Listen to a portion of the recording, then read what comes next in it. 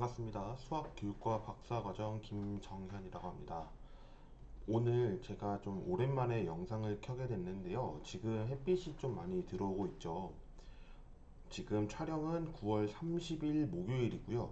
어제까지만 해도 비가 굉장히 많이 왔었는데 오늘은 그래도 또 날씨가 굉장히 또 맑은 것 같습니다. 아침에 또 산책하기 좋았던 날씨였다 보니 어, 아마 밖에 이렇게 걸으면서 좀 다니는 분들이 좀 오늘은 많지 않을까 조심스럽게 생각을 합니다.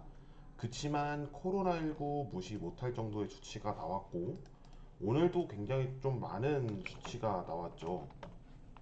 그래서 지금 보니까 2,564명의 기준이었고 일주일째 요일 최다라는 기록을 세우면서 우리 내면 속에는 공포감이 좀 조성되고 있는 느낌이 좀 듭니다. 아무쪼록 코로나 다들 조심하시고요. 그리고 백신을 뭐 빨리 맞아야 된다라기보다 백신의 접종률의 중요치가 아니라 우리가 정말로 이 코로나19가 이제는 확산세가 너무 급격하게 올라가고 있다 보니까 이 부분에 대해서 좀 더 명확하게 지켜볼 필요가 있겠다라는 생각을 갖게 되는 오늘입니다. 자, 그럼 오늘 제가 이야기할 내용을 언급해보고 좀 설명을 해보도록 할게요. 저는 오늘 수학 불안 검사에 대한 요인을 이야기해 보려고 합니다.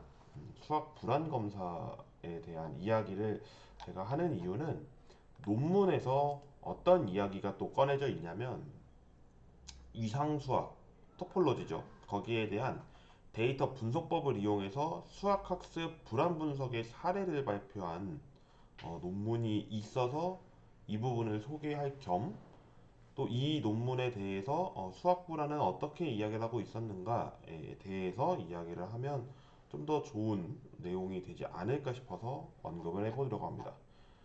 지난 제 영상에서 보셨던 분들은 아시겠습니다만 수학 불안과 관련돼서 영상을 한두 차례 올렸던 걸로 기억을 합니다. 정확하게는 하나였네요. 수학 불안과 수학 성취도의 관계에 대한 이야기를 했는데 지금은 수학 불안에 따른 위상수학적 데이터 분석이 어떻게 이루어지고 있는지에 대한 이야기를 해보는 시간인 만큼 이야기를 좀 다뤄보도록 하겠습니다. 이 논문에서는 네 가지의 요인을 가지고 수학 불안 검사의 세부 요인을 표현하고 있습니다. 그 요인의 첫 번째는 내적 요인, 두 번째로 학습 방법 요인, 세 번째 시험 및 성적 요인, 네 번째로 수학 외적인 요인이라고 발표했는데요. 이 수학 내적 요인 같은 경우에는 수학 안에서 일어나는 요인이기 때문에 수학 안에서 뭐 학습이 이루어진다거나 하는 문제 해결력 내지는 뭐 수학적 의사소통이라든지 아니면 추상적 요인 이 부분이 해당이 될 수가 있을 겁니다. 수학 내적이기 때문에 우리가 이제 문제 해결력, 수학적 의사소통이 주 요인이라고 저는 보고 있는 것이 뭐냐면 일단 학생들은 문제를 풀어야 되는 그런 내용이죠. 그런 교과목이라고 초등학교 때부터 배워왔을 거고 중학교, 고등학교 마찬가지일 겁니다. 그런 요인들 이 모두 이제 프로블럼 솔빙이라는 내용에 포함이 됐다라고 저는 봅니다. 그리고 수학적 의사소통 요인은 제가 지금 동안 계속 이제 수학 이야기를 하고 있고 수학 교육에 대한 이야기하고 있고 수학이 아니고 교육학에 대한 이야기도 언급을 좀 하고 있죠. 그런 요소들, 그 중에서 수학을 담아있는 내용의 요소들, 이 부분에 대해서 소통하고 있는 이런 내용이 이 Mathematical Communication이라고 하는 내용이라고 보면 좋을 것 같습니다. 그리고 두 번째, 학습 방법 요인의 세 가지를 제시하고 있는데 이 세 가지 중에서 제가 가장 관심 있게 봤던 거는 학습 방법 및 경험 요인입니다. Learning Method and Experience에 대한 이야기인데요. 우리가 수학을 교사한테서 배우고 뭐 내지는 뭐 교사가 아니더라도 학원 선생님으로부터 받는 내용도 있을 거고 아니면 학부모님으로부터 받는 경우도 있을 겁니다. 그러니까 가정교육이죠. 학교, 학원, 가정이라고 두었을 때 학습 방법이 다 다를 겁니다. 다 다를 겁니다. 왜냐면 학원 같은 경우는 성적 향상을 위해서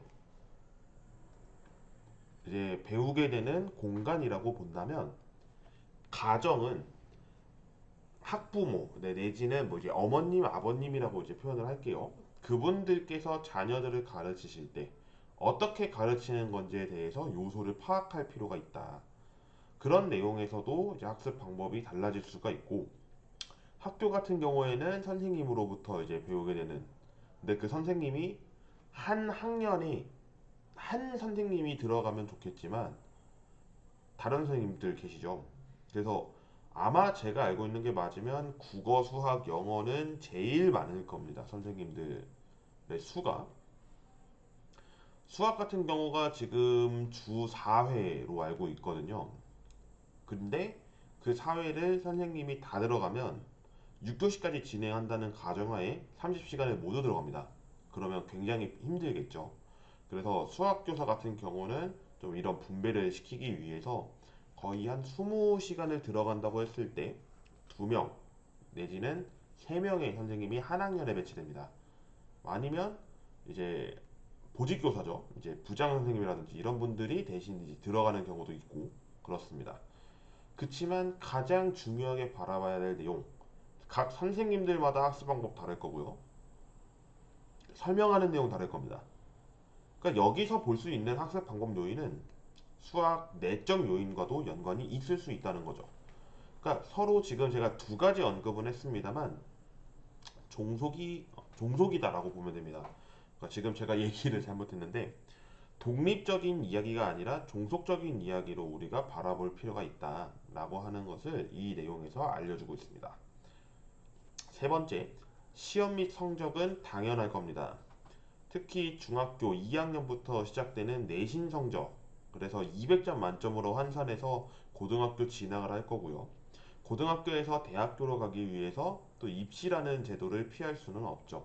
그러다 보니까 퍼포먼스적인 내용과 테스트적인 내용이 반드시 요소가 적용될 거고, 이 시험 요인은 대학 수학능력 시험 등의 내용에서, 성적은 그 모든 내용의 결과물이라고 보면 될 겁니다. 그런 불안 요소들 때문에 이 요인이 생성됐다라고 볼 수가 있을 것 같고요. 네 번째, 수학의 외적 요인입니다. 제가 이 외적 요인에서 학습 방법 요인을 설명했었는데, 학교, 학원, 가정 이 세 가지 요인에 대해서도 외적 요인은 포함될 수 있습니다.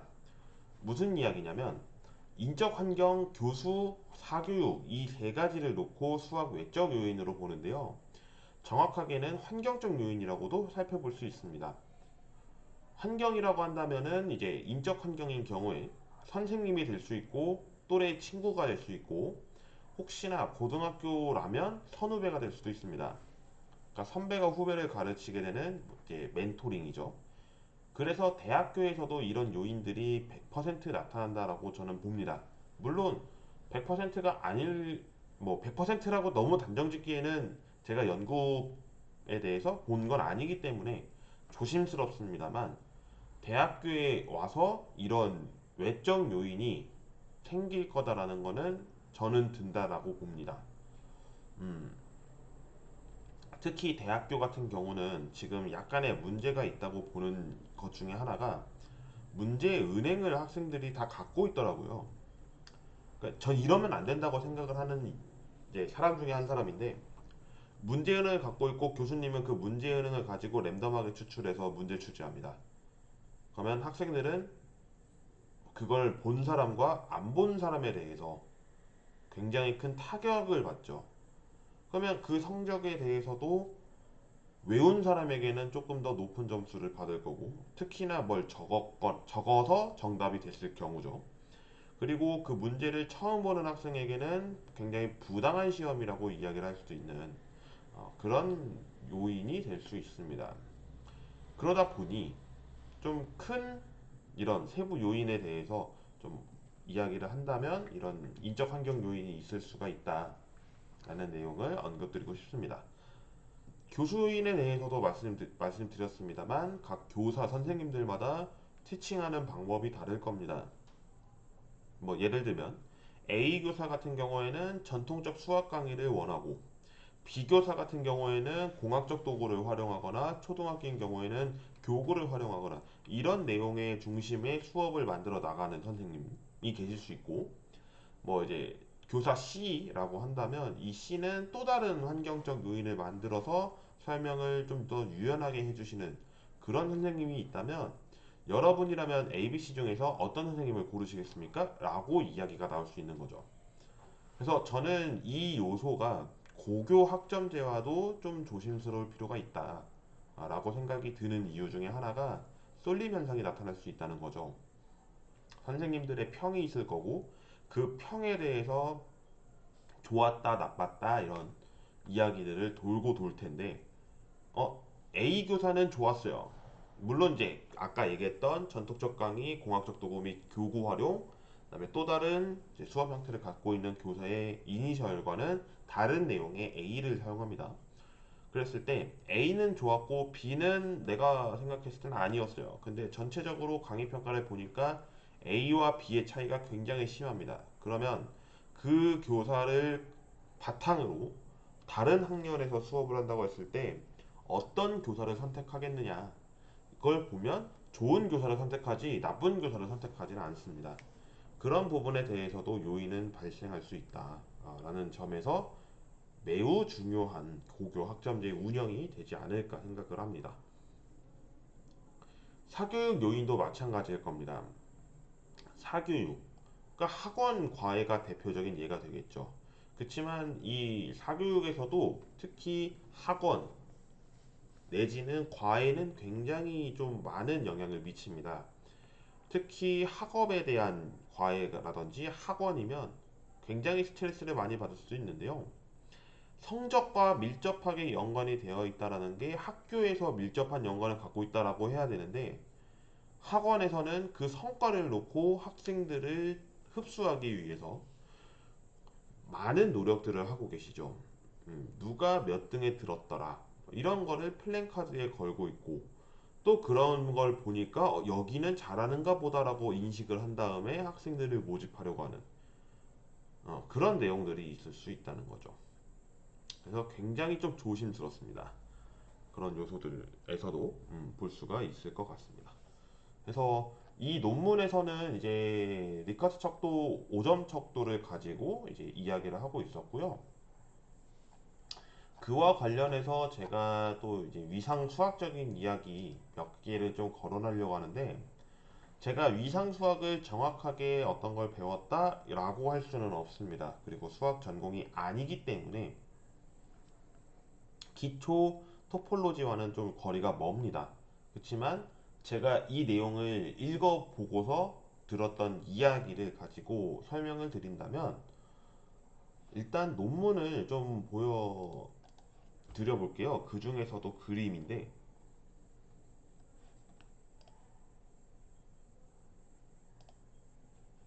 잠시만요. 제가 이거를 윈도우 캡처를 하면서 들어가야 될 것 같아서 하도록 하겠습니다. 지금 잘 보이시겠죠? 제가 앞으로 나와야 될 것 같아서 가장 위로 올리겠습니다. 자, 이 그림인데요. 이 그림 같은 경우가 지금 뭐 어떤 이 기호들이 좀 표현이 되어 있습니다. 그래서 매스매틱스 엔자이어티 관련한 논문을 보고 계신데요.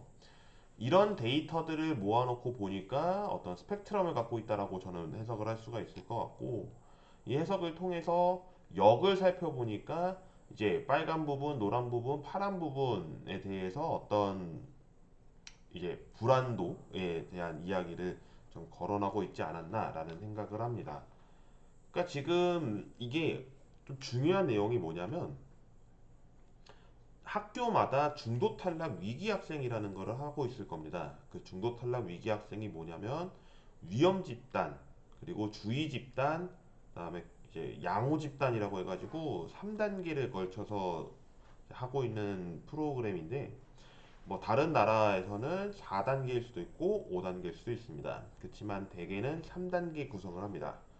그래서 적색, 그다음에 노란색, 그다음에 파란색 내지는 초록색 등의 색깔을 통해서 제시를 하고 있는데 이런 내용들이 이 수학 불안과도 연관이 있을 거다라는 거죠.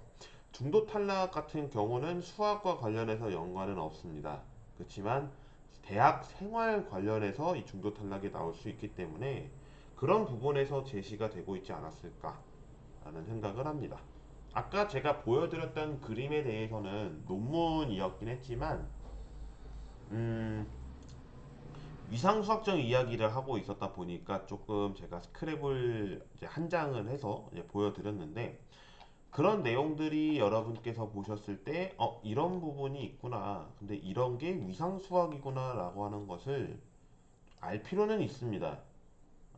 그러니까 데이터베이스 같은 경우를 모을 때 데이터 자체가 통계라고 생각하시는 분들이 많더라고요. 제 개인적인 생각은 통계보다 위상수학이 좀 더 많고 그 위상수학을 기반으로 통계가 나오는 그런 내용이 맞지 않나라는 생각을 합니다. 이 점을 좀 제가 설명을 하고 싶었어요. 제가 위상수학을 꺼낸 거는 이 부분 때문이었습니다. 그래서 오늘 제가 이제 수학적 불안에 대한 요소들 네 가지를 설명드렸고 세부 요인에 대해서 제가 생각하는 의견을 좀 제시를 해봤습니다. 그래서 이 수학 불안 검사는 앞으로도 굉장히 좀 많이 유용할 거고 수학 말고도 과학 등의 이공 계열은 특히나 이 요소들이 좀 굉장히 많이 개발이 될 것이라고 생각을 하고 있습니다. 뭐 특히 국어 같은 경우에도 나올 수가 있겠죠. 뭐 예를 들면 말하기, 읽기, 쓰기 뭐 이런 영역들에 대해서도 불안 검사를 할 수가 있을 거고 또 그 불안 검사를 하지 않았을 때 특히 뉴스 읽기 이런 이제 학생들이 싫어하는 분야들 고전 시 내지는 뭐 고전 소설 이런 이야기를 들었을 때 읽었을 때 학생들이 뭘 파악해야 되지라는 불안도를 측정한다면 이 또한 내용이 될 수가 있을 거라고 생각을 하고 있습니다. 그래서 오늘 영상은 여기까지 촬영을 하도록 하고요. 지금 제가 12시 23분 지나고 있는데 점심을 사실 라면 먹었습니다. 아, 좀 일이 많아서 오늘은 급하게 좀 밥을 먹고 촬영을 하고 다시 또 일을 들어가야 되는 상황이라 잠깐 이렇게 촬영을 하고 있었는데요. 음, 여러분들 점심 맛있게 드시고 혹시 시청하시는 이제 분들은 시간대가 어떻게 되실지 모르겠는데 식사하시게 된다면 맛있게 드시길 바랍니다. 자, 그럼 영상 여기까지 촬영하도록 하고 다음 시간에 만나뵙겠습니다. 고맙습니다.